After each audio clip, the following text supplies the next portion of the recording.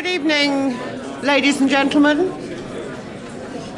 and welcome to our panel debate on carbon footprinting. Will consumers ever care about carbon, and can brands make a difference on climate change? Can I ask you first of all to make sure you have turned off your mobile phones? Thank you very much. I'll introduce the panel. To my far right is Tom DeLay, who is Chief Executive of the Carbon Trust, who of course are hosting this evening. Rita Clifton of Interbrand, she's the Chairman of Interbrand, is alongside Tom. Dax Lovegrove is from WWF, he's Head of Business and Industry Relations. I'm Jenni Murray. Joe Kenrick is from the Marketing Society Mayday Alliance, and Ruth Girardet is from Tesco PLC. She's the Corporate Responsibility Director.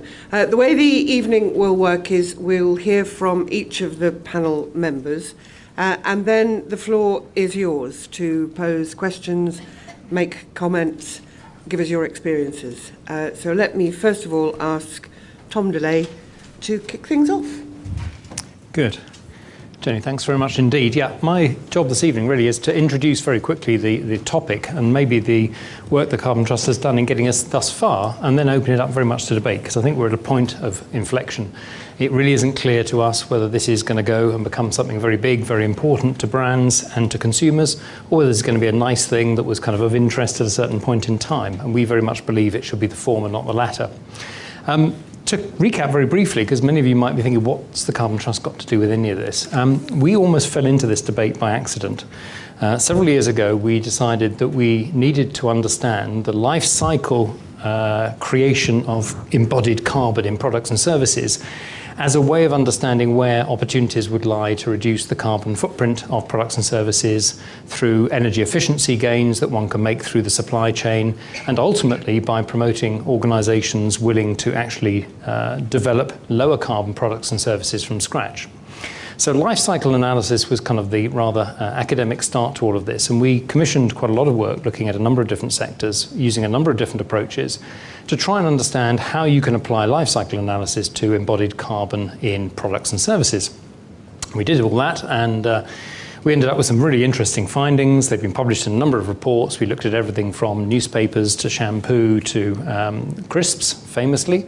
And we then sort of said, well, what next? And the what next for us was very much trying to take what had become an experience base and operationalise it. One thing that we realised is that life cycle analysis is, in theory, quite straightforward. It becomes difficult when you try to apply it in a robust way consistently from one product to the next.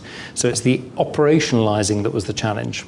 In doing that, we realised that really there were no standards out there that seemed to be doing the job. A lot of people were talking about standards for doing this, but nobody was doing them. So we tried to almost create a big tent, a virtual space where everybody with an input to creating standards for embodied carbon in products and services could work together. And ultimately, along with DEFRA, acting as the government sponsor, ourselves acting as the co-sponsor, and the British Standards Institute, we ended up developing and launching PAS 2050, which to this day is the only standard available globally for measuring the carbon footprint of products and services. And it's something that I think we should all be very proud of. It's something that came out of the UK, and many people here have been involved in the development of that standard. We then took it one stage further, because we kind of at this point had got to the point with our customers where they were saying, well, look, all this is fine. We understand where the opportunities to reduce the carbon footprint lie, but we'd like to share this more broadly with our stakeholders, with our customers and so on, because we think there's real value in being able to articulate that we're serious about carbon reduction. It's not just talk, it's actually rooted in the very heart of our customer proposition through the products and services that we sell. And so we realised that actually developing some form of mark that could go onto a product to identify carbon reduction and a commitment to reduce carbon was really important. And we started off with a little thing that looked a bit like a Pac-Man, or so said the negative press. Most other people thought it was rather good, but never mind. It wasn't absolutely clear. It was a big C for carbon with a downward arrow in it. And eventually we moved forward from that, and on the basis of research that we did, we've ended up now with essentially a carbon footprint. The footprint has become so much a mark of carbon footprint that it has become very easy to understand and to explain to people. So that became the thing that we are now working with. So essentially we then launched the carbon footprint as a label that is now on about £2.5 billion worth of products that are being sold on an annual basis. That's really quite a lot. And the big question is, what next? Well, before we get to the what next, why does it matter? Just two very quick questions I think we should reflect on. Why does it matter? Tackling climate change is incredibly difficult. It's easier to say that climate change is the greatest environmental challenge that we face, and the science still very much underpins that despite ClimateGate. But what do you actually do about it is altogether more challenging. And awful lot of people, businesses and individuals and consumers, turn around and say, well, it's kind of government's job to sort this one out. Well, that was all fine, and up to a point, the rhetoric around governments will collectively take action to regulate and to incentivise and to do all the things government should do worked fine until the bubble of Copenhagen blew up just before Christmas, and suddenly an awful lot of people have turned around and said, well, hang on a minute, it may well be that governments acting together is simply never going to get us there. So what next? And I would put forward the thesis that actually the consumers are the people who ultimately will drive a lower carbon society, will help us understand what they want to do in terms of building a lower carbon lifestyle built around lower carbon products and services. So consumer engagement is absolutely fundamental, because without the consumer's engagement, at the end of the day, businesses are going to be very reluctant to invest in lower carbon products and services. It just isn't in their interest unless they see a clear consumer demand. So what do consumers need, in our view at least?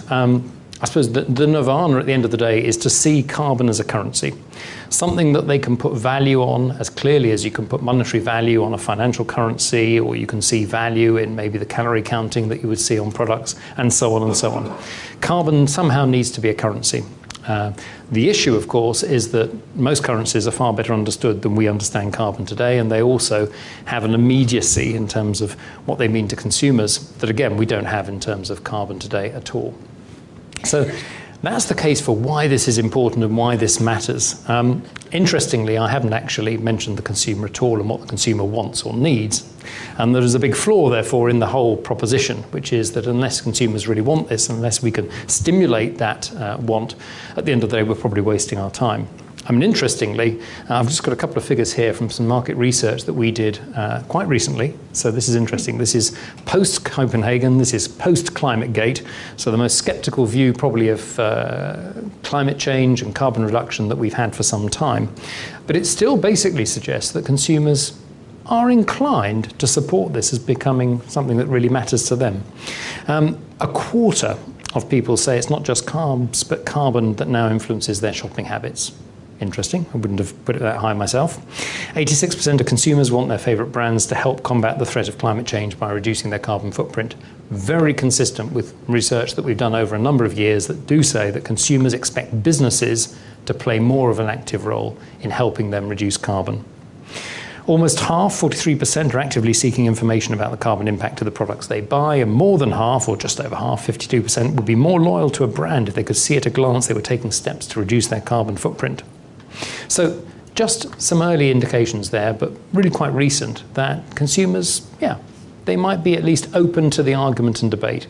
I think spontaneous, I really want that, I'm going to demand that, I expect that of the leading brands, is probably some way away. That's a personal view, and I'll be very interested to see really what the debate yields this evening and what the views are of other people on the panel. So I've probably talked quite long enough. I have a chance hopefully to answer some questions later on. Jenni, back to you.